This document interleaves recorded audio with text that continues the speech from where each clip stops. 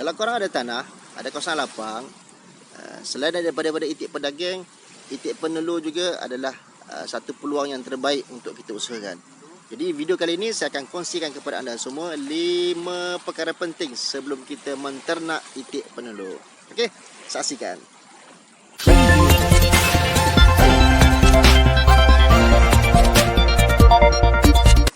Assalamualaikum warahmatullahi wabarakatuh.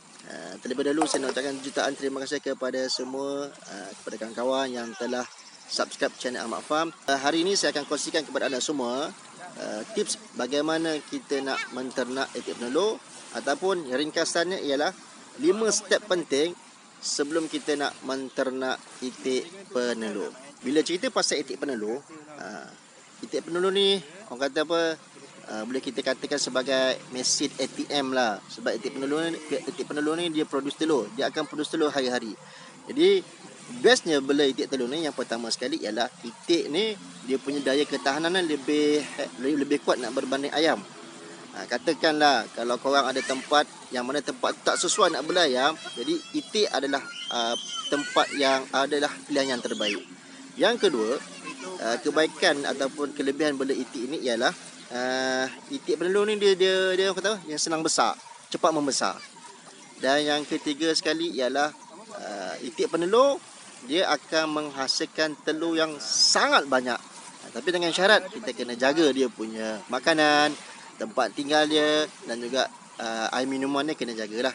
Pada kawan-kawan yang baru nak start ternak itik telur, ada 5 perkara penting sebelum kita nak start itik penelur ni. Untuk sebelum kita start nak bela itik penelur ni. Okay, yang first kali ialah kita kena pilih dahulu baka itik penelur. Bila cerita pasal baka itik penelur, dekat Malaysia ni, bukan dekat Malaysia lah, banyaklah baka-baka itik penelur.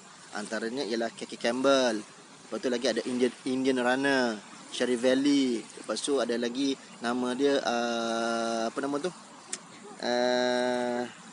itik Jawa. Jadi kebanyakan yang jual dekat Malaysia ni adalah itik Khaki Campbell. Kalau yang biasa kalau tengok dekat kedai tu, dia punya itik warna coklat. Itu adalah itik penelur.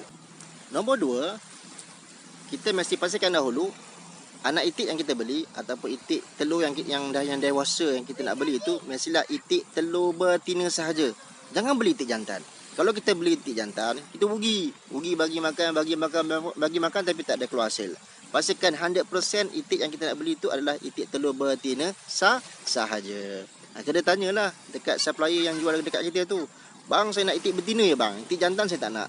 Kalau ada itik jantan, komplain. Okey, pastikan dulu mestilah itik betina. Okey, poin nombor 3 adalah kawasan. Maksud dia macam mana? Kita kena pastikan dulu kawasan penternakan itik kita ni mestilah bersesuaian. Maksud bersesuaian macam mana tau? Bersesuaian dari segi jauh daripada perumahan orang. Kalau kita duduk dekat rumah kampung, mungkin tak kisah lagi, sebab orang kampung ni boleh bela ayam, bela lembu, bela itik je ni, tak kisah lagi. Takut kalau kita bela dekat kawasan yang sekitar dia ramai orang. Jadi bila kita dah bela, takut ada orang mengadu dekat majlis ke. Jadi kita benda ni akan mendatangkan masalah dekat kita. Jadi pastikan dahulu tempat tu sesuai ataupun tidak untuk penternakan itik penelur. Yang kedua,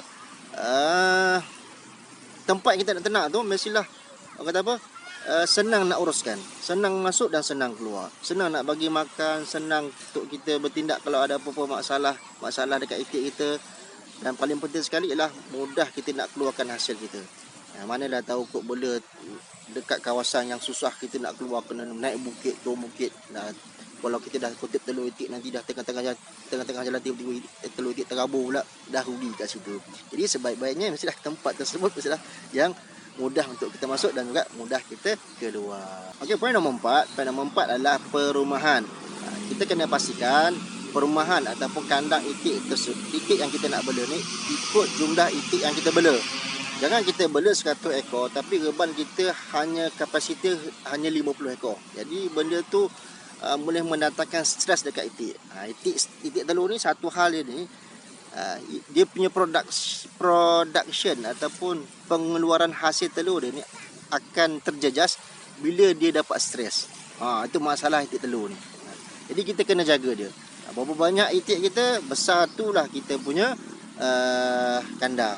Boleh anggaran lah, anggaran 1 ekor itik penelur dalam 2 kaki persegi untuk seekor. Jadi kita bolehlah tengoklah berapa ekor kita nak bela, 1 ekor ke 2 ekor ataupun berapa banyak kita nak bela. Pastikan dahulu kandang ni mestilah bersesuaian dengan jumlah itik yang dibela. Okey, point second last. Kat sini saya nak share berkenaan tentang pemakanan. Okey, itik penelur kita boleh buat 2 cara lah, 2 cara. Sama ada kita nak bancuh sendiri makanan dan kita bagi pada itik, ataupun kita beli dedak komersial di kedai dan kita terus bagi dekat itik. Dia ada pro dan kontra. Kalau kita bancuh sendiri, dalam pemerhatian saya selama ni, kalau kita bancuh sendiri dedak ataupun makanan untuk itik penelur, efek dia yang satu, dia punya production akan berkurangan nak berbanding dengan dedak komersial.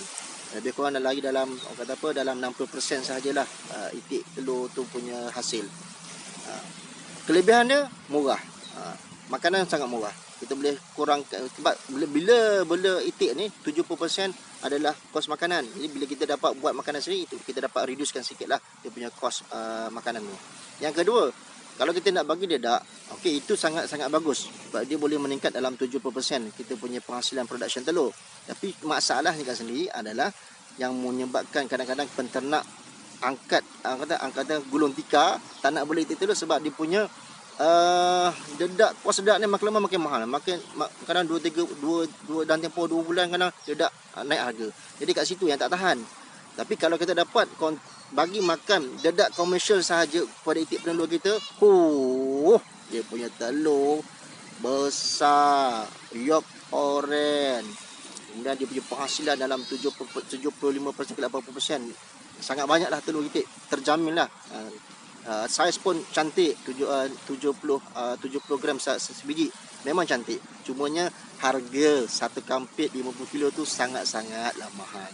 Jadi boleh buat pilihan lah mana satu kita punya cara nak bagi makan tu. Sama ada nak guna dedak sendiri ataupun buat beli makanan di kedai-kedai dedak. Yang terakhir sekali ialah yang paling penting, apa-apa saja penternakan kita kena tahu dahulu pasaran untuk kita jual kita punya hasil. Ini paling penting sekali. Bila kita dah tahu mana kita nak pasarkan, jadi kita tak rasa pening kepala, mana aku nak pasarkan telur itik aku ni.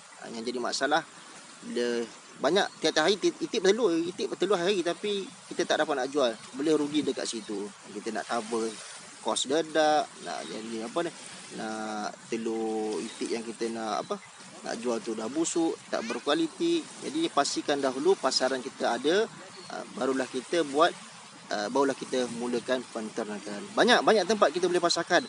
Kalau macam kami di negeri, macam kat saya di Negeri Sembilan, kedai makan tip top, mesti ada telur itik. Kita boleh pasarkan dekat telur itik, boleh pasarkan dekat Wang Tengah, boleh buat telur asin sendiri, ataupun masak telur itik kita jual pun boleh juga, tak ada masalah.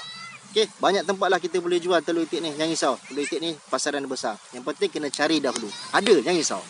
Okey, itu sahaja video kali ni berkenaan tentang penternakan itik penelur. Okay, jangan lupa insya-Allah pada episod akan datang saya akan kongsikan kepada anda semua topik berkenaan tentang bagaimana kita nak persediaan awal sebelum sampainya anak itik. Okey, jangan lupa saksikan video yang akan datang. Kita jumpa lagi. Assalamualaikum.